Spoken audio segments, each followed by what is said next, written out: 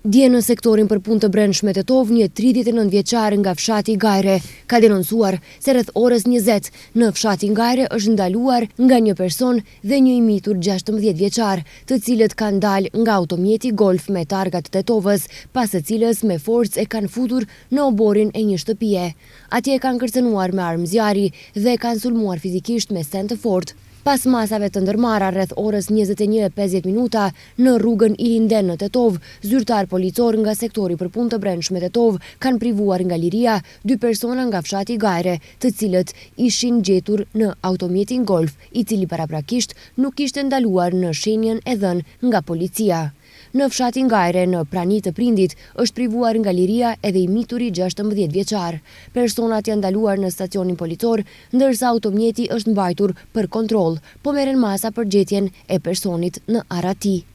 Sektori për punë të brendshme Tetov ka vazhduar aksionet e konfiskimit të përkohshëm të automjeteve për shkak të vozitjes pa leje drejtimi. Gjatë 24 orëve të fundit janë regjistruar 2 raste të këtilla, një në Tetov kurse tjetri në Gostivar, kurse janë sekuestruar makinat Citroen dhe Polo.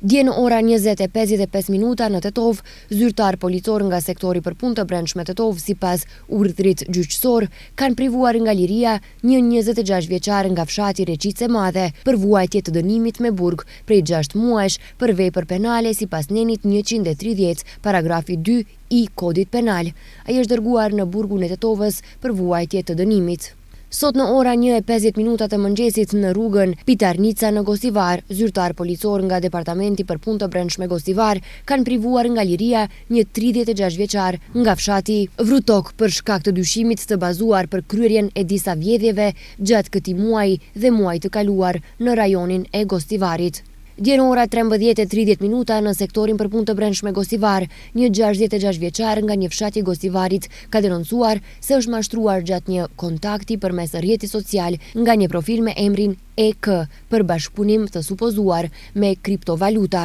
pas së cilës në 3 raste ka paguar gjithsej 21.930 denar në llogarinë e personit MK për shpenzime të supozuara për tërheqjen e fitimit dhe pasi është kërkuar të paguajë sërish para, ka kuptuar se është mashtruar, po merren masa për zbardhjen e rastit.